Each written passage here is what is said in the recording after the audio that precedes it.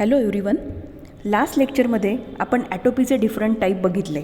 In this lecture we are going to discuss about the different test used to determine the type 1 hypersensitivity and the treatment for the anaphylactic reactions.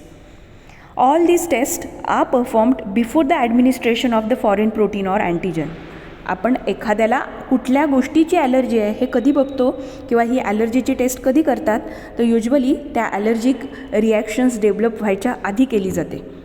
आता ह्या टेस्टमध्ये usually एखाद्या इंडिव्हिज्युअलची जर tendency असेल की त्याच्यात खूप फ्रिक्वेंटली ॲलर्जिक रिॲक्शन होतात, तर इट इज व्हेरी नेसेसरी और it become very important to recognise that which allergens are causes the allergic reaction in that particular individual. एखाद्या इंडिव्हिज्युअलमधले कोणते ॲलर्जन त्याला ॲलर्जिक रिॲक्शन कॉज करतात हे आपल्याला बघणं गरजेचं आहे. कारण सगळेच ॲलर्जन सगळ्या इंडिव्हिज्युअलमध्ये ॲलर्जिक रिॲक्शन डेव्हलप करत नाही. तुम्ही कुठल्या गोष्टींसाठी ॲलर्जिक आहात हे टेस्ट करण्यासाठी आपण काही टेस्ट यूज करतो. खूप कॉमनली यूज केल्या जाणाऱ्या टेस्ट कुठल्या आहेत, तर फर्स्ट जी टेस्ट आपण खूप कॉमनली केली जाते ती म्हणजे स्किन टेस्ट.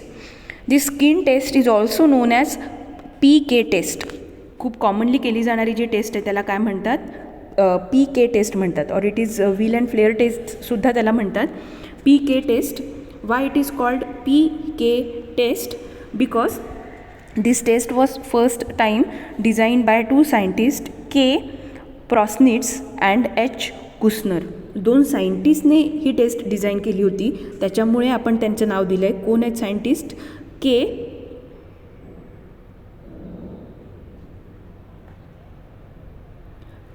प्रुस्निट्स and H. कुसनर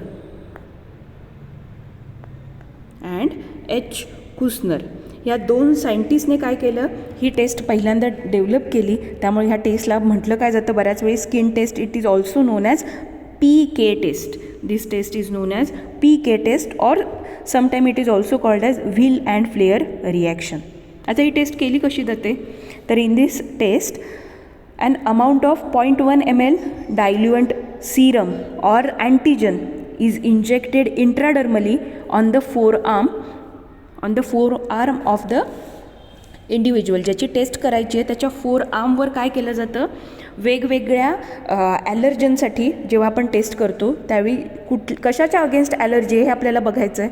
तर कशाच्या अगेन्स्ट ॲलर्जी हे बघायचं आहे, त्या सगळ्याचं आपण काय करणार आहे, सॅम्पल तयार करू आणि त्या सॅम्पलचं 0.1 ml काय केलं जातं, 0.1 ml अँटीजन फोरआर्ममध्ये इंजेक्ट केलं जातं. आता तुमच्यासमोर जी डायग्रॅम आहे त्याच्यात लक्षात येत असेल बघा की फोरआर्मवर काय केलं आहे, तर ग्रास, माईट, डस्ट, त्यानंतर आणखी काही कुठल्या ट्रीजचे एक्स्ट्रॅक्ट असतील, काही श्रब्स असतील की कॉमनली त्या एरियामध्ये प्रेझेंट आहेत, किंवा आणखी काही गोष्टी की ज्याच्या कॉन्टॅक्टमध्ये तो इंडिव्हिज्युअल फ्रिक्वेंटली येतो, त्या सगळ्यांचं काय केलं जातं, डायल्युशन्स तयार केले जातात.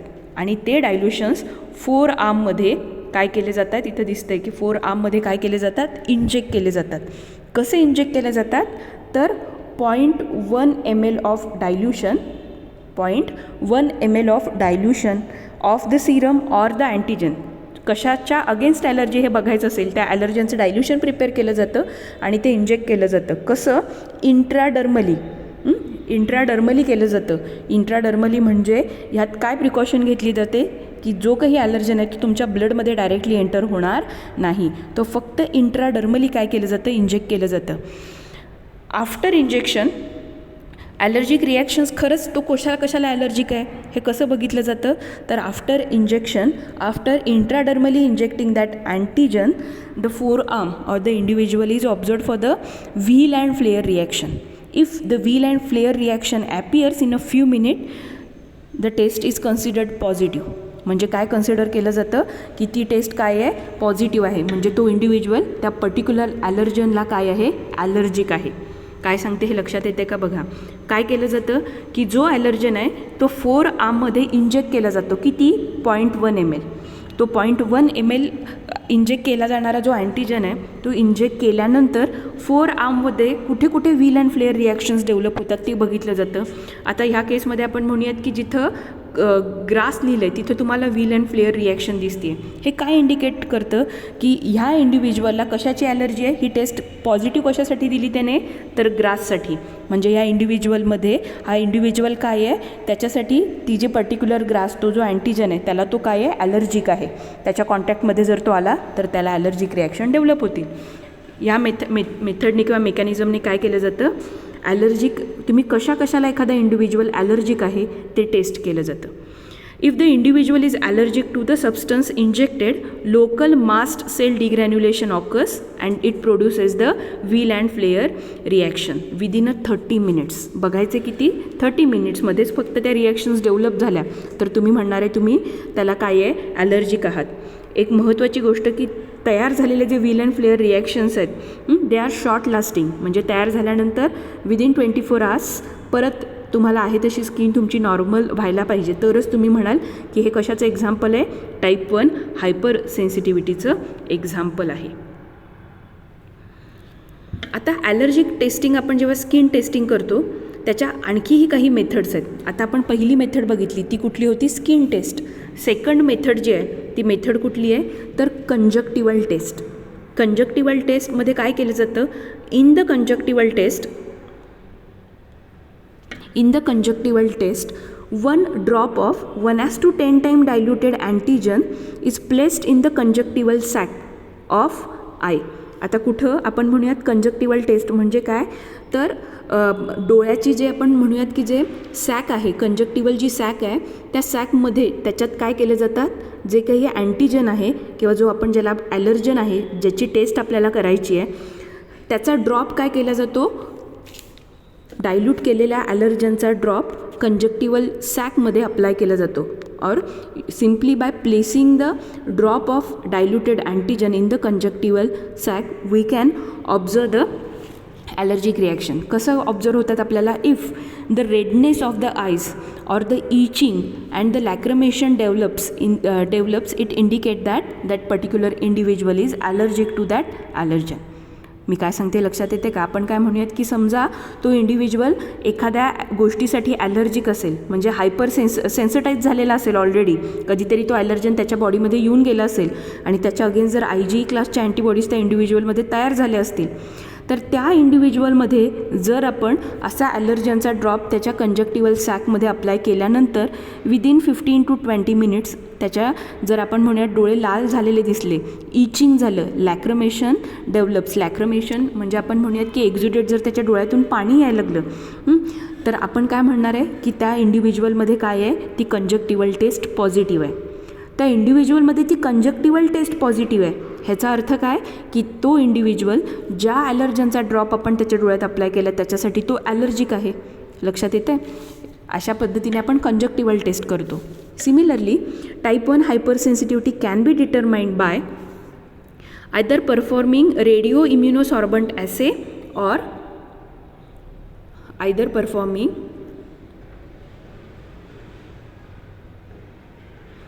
परफॉर्मिंग रेडिओ इम्युनोसॉर्बंट ॲसे, ज्याच्यात आपण काय टेस्ट करतो, in this test we determine the level of total IgE class of antibodies in the blood.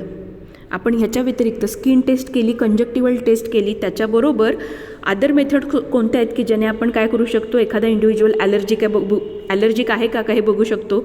तर त्यातली पहिली मेथड आहे ती म्हणजे रेडिओ इम्युनोसॉर्बंट ॲसे, ज्याला आपण किंवा रेडिओ इम्युनोसॉर्बंट टेस्ट. काय केलं जातं ह्या टेस्टमध्ये IgE अँटीबॉडीचं ब्लडमधलं टोटल कॉन्सन्ट्रेशन डिटरमाइन केलं जातं. सेकंड मेथड आहे जिला आपण म्हणतो radio allergosorbent test. Radio allergosorbent टेस्टमध्ये काय केलं जातं, in this test we determine the level of IgE class of antibody specifically against a particular allergen. आता या दोन्ही टेस्टमधला डिफरन्स काय आहे हा लक्षात घ्या. पहिली टेस्ट आपण काय म्हणतो तर पहिली टेस्ट आहे तिला आपण म्हटलं रेडिओ इम्युनोसॉर्बंट टेस्ट आणि दुसरीला आपण काय म्हटलं रेडिओ ॲलर्जोसॉर्बंट टेस्ट. आता जी तुमच्यासमोरची टेस्ट आहे ही कुठली आहे, तर रेडिओ इम्युनोसॉर्बंट टेस्ट. या टेस्टमध्ये आपण काय डिटरमाइन करतो? In this test we determine the level, total level of IgE. एखाद्या पेशंटच्या सिरममध्ये टोटल किती IgE आहेत हे आपण या IgE क्लास ऑफ अँटीबॉडीज आहेत हे आपण ह्या टेस्टमध्ये डिटरमाइन करतो. कसं डिटरमाइन करणार आहे आपण हे? तर हे डिटरमाइन करण्यासाठी आपल्याकडे काय असायला पाहिजे, तर आपल्याकडे पहिल्यांदा labelled IgE class of antibodies असायला पाहिजेत.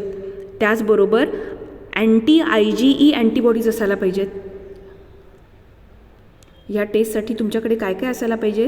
तुमच्याकडे अँटी IgE अँटीबॉडीज असायला पाहिजेत. त्यानंतर labelled IgE class of antibodies असायला पाहिजेत.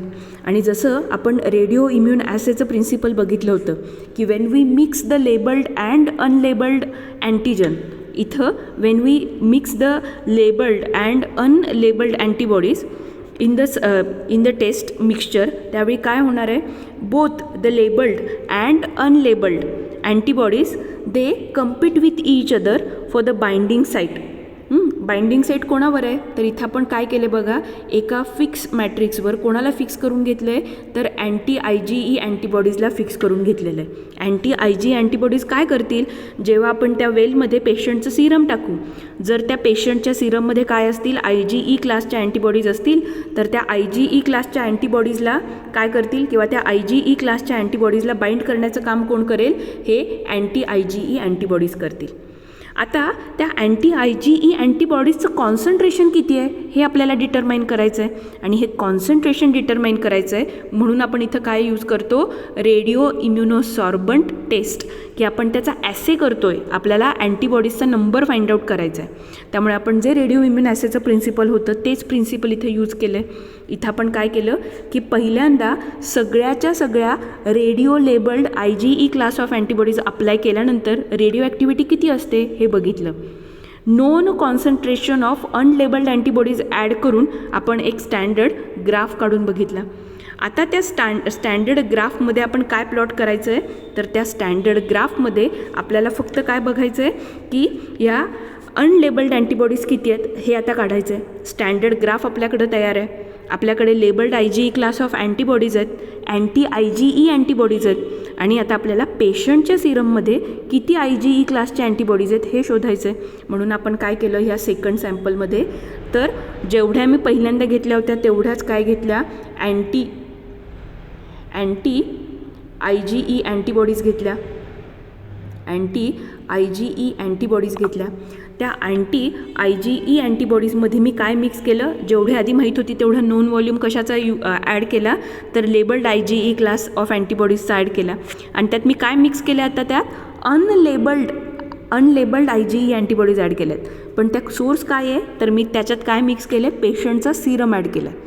If the patient serum contains IgE class of antibodies, जर पेशंटच्या सिरममध्ये IgE क्लास ऑफ अँटीबॉडीज असतील तर त्या IgE क्लास ऑफ अँटीबॉडीज जाऊन काय होतील?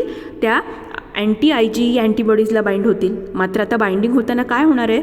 तर ह्या अनलेबल्ड पेशंटच्या सिरममधल्या IgE क्लास ऑफ अँटीबॉडीज आपण ॲड केलेल्या labelled IgE class of antibodies बरोबर कम्पीट करतील. कशासाठी कम्पीट करतील?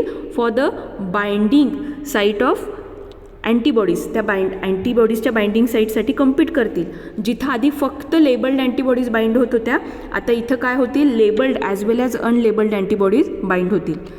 पेशंटच्या सिरममध्ये जितक्या जास्त प्रमाणात IgE क्लास ऑफ अँटीबॉडीज असतील तितक्या जास्त प्रमाणात लेबल्ड IgE क्लास ऑफ अँटीबॉडीजला रिप्लेस करून या अनलेबल्ड अँटीबॉडीज बाइंड होतील. त्यामुळे पेशंटच्या सिरममध्ये जितक्या जास्त प्रमाणात IgE क्लास ऑफ अँटीबॉडीज असतील तितक्या जास्त प्रमाणात अनलेबल्ड आपण म्हणूयात तितक्या जास्त प्रमाणात लेबल्ड अँटीबॉडीज काय होतील? आपण म्हणूयात रिप्लेस होतील. त्या तिथून आपण म्हणूयात की त्यांचं बाइंडिंग इनहिबिट केलं जाईल. आणि हा जो अमाऊंट आहे किंवा ही जी व्हॅल्यू आहे ही आपण जर स्टँडर्ड ग्राफवर प्लॉट केली तर with the help of this value we can determine the concentration of unlabelled antibodies present in the patient serum. इथं आपण काय डिटरमाइन केलं की फक्त IgE क्लास ऑफ अँटीबॉडीज किती प्रेझेंट आहेत हेच इथं बघितलं आहे. इथं आपण काय बघितलं आहे? फक्त की किती प्रमाणात IgE class of antibodies present आहेत हे फक्त आपण बघितलं आहे. दुसरी टेस्ट आपण जी करू शकतो किंवा जी केली जाते, इथं आपण फक्त IgE क्लास ऑफ अँटीबॉडीज बघितल्या. सेकंड टेस्ट आहे ज्याला आपण म्हणतो रेडिओ ॲलर्जो सॉर्बंट टेस्ट. ह्या टेस्टमध्ये आपण IgE क्लास ऑफ अँटीबॉडीज बघतो आहे, मात्र IgE class of antibodies against a particular antigen आपण डिटरमाइन करतो. कसं डिटरमाइन करणार आहे, तर आपण सॉलिड फेज म्हणून काय घेतलं आहे, तर सॉलिड फेज म्हणून आपण काय केलं आहे की सॉलिड फेज म्हणून आपण काय केलं आहे की एका सॉलिड फेजमध्ये तुमचा जो ॲलर्जन आहे तो त्याच्यावर इममोबिलाइज केला आहे. आपण म्हटलं solid phase coupled with the allergen. या सॉलिड फेजवर तुमचा जो ॲलर्जन आहे तो तुम्ही इममोबिलाइज केलेला आहे. तुम्हाला काय बघायचं आहे, तर आता पूर्ण पेशंटच्या सिरममध्ये किती IgE क्लास ऑफ अँटीबॉडीज आहेत हे तुम्हाला बघायचं नाही आहे. इथं तुम्हाला काय टेस्ट करायचं आहे की ह्या पर्टिक्युलर ॲलर्जनच्या अगेन्स्ट तुमच्या सिरममध्ये किंवा पेशंटच्या सिरममध्ये IgE class of antibodies present आहेत का ॲब्सेंट आहेत हे डिटरमाइन करायचं आहे. आणि त्याच्यासाठी आपण काय करतो, रेडिओ ॲलर्जो सॉर्बंट टेस्ट करतो. काय केलं, तर आपण पहिल्यांदा सॉलिड फेजवर हा ॲलर्जन इममोबिलाइज केला. त्याच्यानंतर आता काय केलं आपण, तर पेशंटच्या सिरममध्ये अँटीबॉडीज आहेत का बघायच्यात म्हटल्यावर आपण त्याच्यात काय ॲड केलं, तर आपण म्हणूयात आपण त्यात पेशंटचा सिरम ॲड केला. त्यात आपण काय ॲड केलं, पेशंटचा सिरम ॲड केला.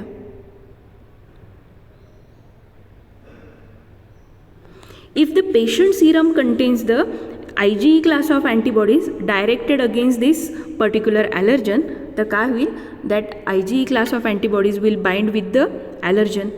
नाव it is very important to determine whether the IgE class of antibodies are bound with the solid phase or not. त्या सॉलिड फेजला बाइंड झालेल्या आहेत की नाही ते बघायला पाहिजे.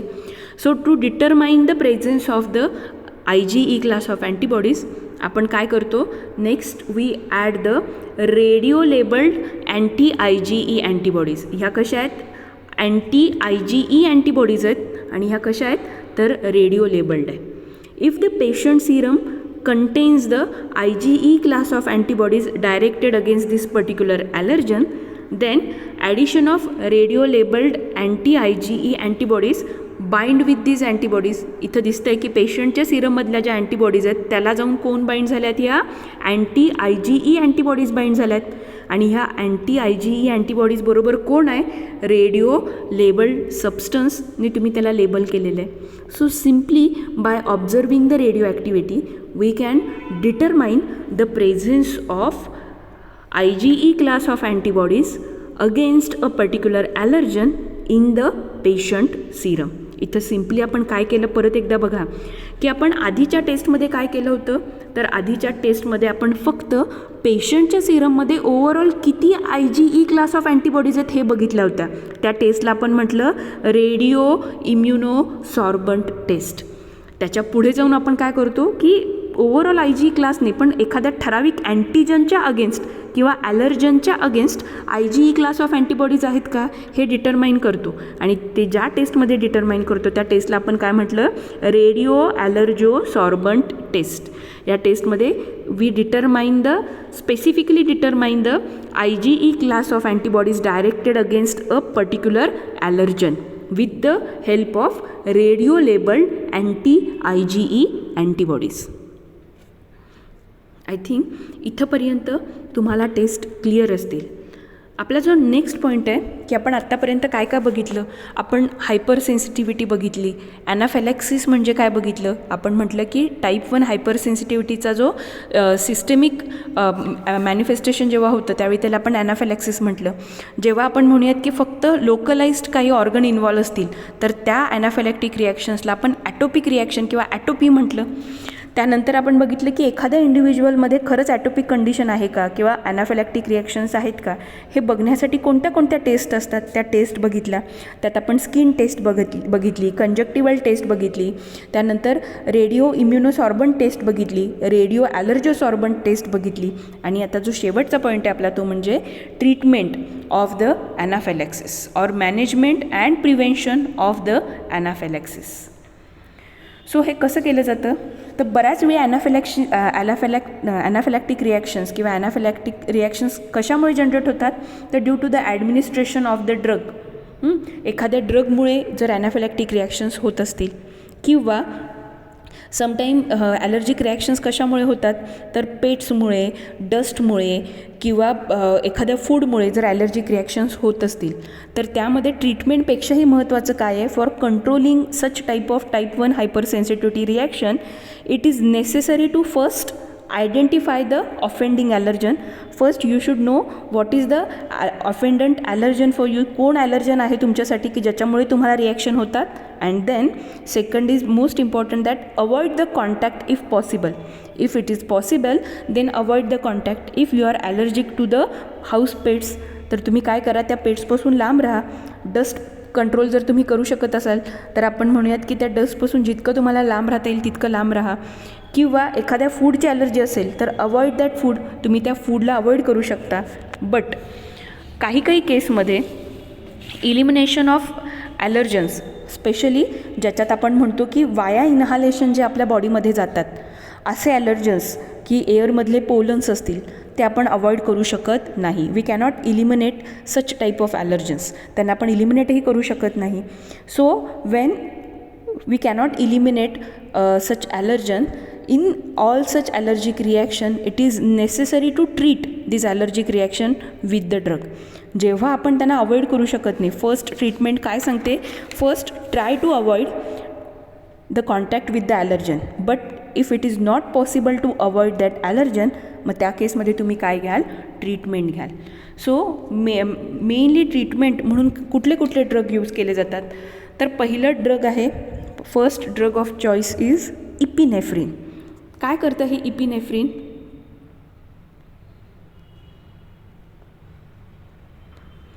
Epinephrine is the drug of choice for the systematic anaphylaxis. आपण पहिल्यांदा कुठली रिॲक्शन बघितली सिस्टमॅटिक ॲनाफिलॅक्टिक रिॲक्शन्स बघितल्या. तर सिस्टमॅटिक ॲनाफिलॅक्टिक रिॲक्शनच्या ट्रीटमेंटसाठी जे ड्रग ऑफ चॉईस आहे ते कुठलं आहे इपिनेफ्रिन. बिकॉज काय करते इपिनेफ्रिन तर epinephrine it counteract the effect of mediators such as histamine. हिस्टामाइनचा इफेक्ट काय करतं ते काउंटरॅक्ट करतं हिस्टामाइन आणि ल्युकोट्राइन्स. परत एकदा की let me remind you again that histamine and leukotrienes are responsible for the smooth muscle contraction. आणि स्मूथ मसलचं एकदा कॉन्ट्रॅक्शन झालं पण त्या रिलीज होत नाही आहेत त्याच्यामुळे आपल्याला सगळ्या काय दिसत आहेत हायपर सेन्सिटिव्हिटीच्या या रिॲक्शन्स दिसत आहेत. हे जे सगळे सिम्पटम्स आहेत ते कशामुळे due to the contraction of the smooth muscle. Epinephrine काय करतं तर epinephrine it causes the relaxation of the smooth muscle. Smooth मसलचं रिलॅक्सेशन हे कसं करतं it stimulate the cyclic AMP production by binding to beta adrenergic receptors on the mast cell.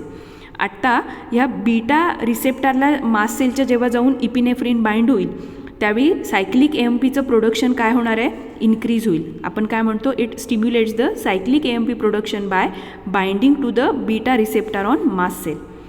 आता cyclic AMPचं production जेव्हा वाढेल त्यावेळी काय होतं की मास्ट सेलचं डिग्रॅन्युलेशनचा रेट कमी होतो. मास्ट सेलचं जर डिग्रॅन्युलेशन कमी झालं तर हिस्टामाइन आणि बाकीचे जे सेकंडरी मेडिएटर्स आहेत त्यांच्या रिलीजचा रेट कमी होईल. आणि मेडिएटर्स कमी रिलीज झाले तर इफेक्टही तुम्हाला दिसणारे सिम्पटम्ससुद्धा काय होतील कंट्रोल होऊ शकतात. हे काम कोण करतं तर इपिनेफ्रिन अँड ॲड्रेनलिन करतं. सेकंड ड्रग जे यूज केलं जातं खूप कॉमनली ते कुठलं आहे तर sometime type 1 hypersensitivity reaction can also be treated by using the antihistamines which specifically bind with the receptors for the histamine and block its binding.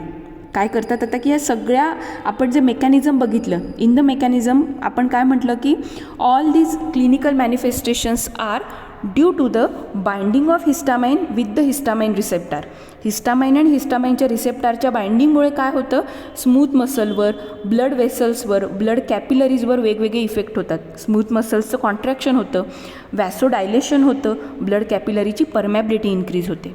आता हे सगळं अवॉइड करायचं असेल तर आपण काय करू शकतो if we avoid the contact or if we inhibit the binding of histamine with the histamine receptor we can avoid the all the consequences or clinical manifestation of the allergic reaction. जे allergic रिॲक्शनचे जे manifestations आहेत ते सगळे होणार नाहीत. कधी जर histamine release झालं आहे मात्र रिलीज झालेलं हिस्टामाइन त्याच्या रिसेप्टारला बाइंड झालं नाही तर. मग हे बाइंडिंग इनिबिट करण्यासाठी जे आपण ड्रग यूज करतात त्यातले कॉमनली यूज केले जाणारे ड्रग कुठले आहेत तर commonly we use the drug like cromolyn sodium. We use the cromolyn sodium और डायसोडियम क्रोमोलेट. हे काय करतात, they block the release and the binding of the allergen. काय सांगते लक्षात येतं? पहिल्यांदा आपण काय बघितलं बघा, अँटीहिस्टामाइन्स बघितले. काय करतात हे अँटीहिस्टामाइन? They block the H&H2 receptors on the target cell. त्यानंतर आपण काय म्हटलं की ह्या हिस्टामाइनचं त्याच्या रिसेप्टारशी बाइंडिंग इनहिबिट करण्यासाठी जसे आपण अँटीहिस्टामाइन्स यूज केलेत, तसंच हिस्टामाइनचं रिलीज ब्लॉक करण्यासाठी we use certain drugs like cromolyn sodium और डायसोडियम क्रोमोग्लायकेट ह्यासारखे आपण ड्रग यूज करतो. हे ड्रग काय करतात? These drug blocks the calcium influx into the mast cell. Calcium influx of the mast cell is responsible और it is mainly responsible for the release of the granules, or in other words for the degranulation of the mast cell. Calcium influx is essential, or calcium influx is responsible for the degranulation of the mast cell. So if we block the calcium influx into the mast cell, we block the degranulation of the mast cell. If the mast सेलचं जर डिग्रॅन्युलेशन झालं नाही तर mediators release होणार नाहीत. Mediators release झाले नाहीत तर तुम्हाला क्लिनिकल सिम्पटम्स दिसणार नाहीत. थर्ड ड्रग जे यूज केलं जाते ते कुठलं आहे तर थिओफायलिन. थिओफायलिन it prolongs the high cyclic AMP level in the mast cell by inhibiting the phosphodiesterase, which cleave the cyclic AMP to 5' AMP. Mainly आपल्या सेलमध्ये जे सायक्लिक AMP तयार होतं त्याची लेवल मेंटेन करण्याचं काम कोण करत असतं तर फॉस्फोडायस्टरेज एन्झाईम. काय करतं तर फॉस्फोडायस्टरेज एन्झाईम सायक्लिक AMPचं कन्वर्जन 5' AMPमध्ये करत असतं, ज्याच्यामुळे सायटोप्लाझममधलं किंवा सेलमधलं सायक्लिक AMPचं कॉन्सन्ट्रेशन रेग्युलेट होत असतं. पण ड्रग लाईक थिओफायलिन काय करतात, दे इनहिबिट द फॉस्फोडायस्टरेज एन्झाईम. ते त्या एन्झाईमलाच इनहिबिट करतात. त्यामुळे जेवढं काही सायक्लिक AMP मास्ट सेलमध्ये तयार होईल त्याचं डिग्रेडेशन होणार नाही. सायक्लिक AMPचं जर डिग्रेडेशन झालं नाही तर मास्ट सेलमधल्या सायक्लिक AMPची लेवल नेहमी हाय मेंटेन राहील. आणि जोपर्यंत सायक्लिक AMPची कॉन्सन्ट्रेशन किंवा लेवल मास्ट सेलमध्ये हाय आहे तोपर्यंत मास्ट सेलचं डिग्रॅन्युलेशन होत नाही. So in other words theophylline is responsible to inhibit the degranulation of the mast cell. परत एकदा आपण बघूयात की कोणते कोणते ड्रग यूज केले जातात. पहिलं ड्रग आहे ते म्हणजे अँटीहिस्टामाइन्स. काय करतात हे antihistamines? They inhibit the binding of histamine with the histamine receptor. Cromolyn sodium they block the calcium influx into the mast cell, ज्याच्यामुळे काय होणार आहे मास्ट सेलचे डिग्रॅन्युलेशन इनहिबिट होईल. नेक्स्ट ड्रग आहे ते म्हणजे थिओफायलिन. ते काय करेल, it inhibit the phosphodiesterase enzyme. By inhibiting the phosphodiesterase enzyme it maintain high level of calcium, it maintain high level of cyclic AMP inside the mast cell. When the cyclic AMP concentration is very high in the mast cellचं degranulation होत नाही. So थिओफायलिन also inhibit the degranulation of the mast cell. Next drug आहे ते म्हणजे epinephrine. Epinephrine काय करतं, it stimulate the cyclic AMP production. Cyclic AMP production stimulate करतं. Cyclic AMPचं जेवढं level हाय असेल मास्ट सेलमध्ये तेवढं मास्ट सेल डिग्रॅन्युलेशनचा रेट कमी असेल. म्हणजे in other words epinephrine, theophylline, cromolyn sodium हे सगळे काय करतात, all this drug block the degranulation of the mast cell or inhibit the degranulation of the mast cell. Last drug आहे cortisone. It reduces the histamine level by blocking the conversion of histidine to histamine and stimulate the mast cell production of cyclic AMP. Next drug कुठले आपण म्हणूयात cortisol. It reduces the synthesis of histamine. Histamine कशापासून तयार होतं तर amino acid हिस्टामाइनपासून तयार होतं. आता हे जे हिस्टिडीन आहे, हिस्टामाइन जे आहे ते कशापासून तयार होतं, हिस्टिडीनपासून तयार होतं. आता जे हिस्टिडीन आहे, अमायनो ॲसिड हिस्टिडीनचं कन्वर्जन हिस्टामाइनमध्ये होण्यासाठी जे लागणारे एन्झाईम आहेत तेच ब्लॉक करायचं काम कोण करतं, cortisone. So cortisone reduce the histamine level by blocking the conversion of histidine to histamine and stimulate the mast cell production of cyclic AMP. परत सायक्लिक AMPचं कॉन्सन्ट्रेशन मास्ट सेलमध्ये मेंटेन करतं, ज्याच्यामुळे काय होणार आहे की जेवढं सायक्लिक AMPचं कॉन्सन्ट्रेशन जास्त तेवढा मास्ट सेलमध्ये डिग्रॅन्युलेशनचा रेट कमी असेल. So all these drugs are used when it is not possible to avoid the contact with the allergen. Otherwise तुम्हाला बेस्ट ट्रीटमेंट काय सजेस्ट केली जाते तर avoid the contact with allergen. But if it is not possible to avoid the contact with allergen then यावरच्या दिलेल्या लिस्टमधल्या drug जे आपण काय करतो by using this drug we can treat the allergic reaction. यातलं हे सगळे ड्रग्स तुम्ही ट्रीटमेंटसाठी यूज करू शकता. इथं type 1 hypersensitivity that is anaphylactic reactions and atopic reaction त्यांच्या ट्रीटमेंट डायग्नोसिस कसं करायचं टेस्ट कशा करायच्या हा पॉईंट कंप्लीट झालेला आहे.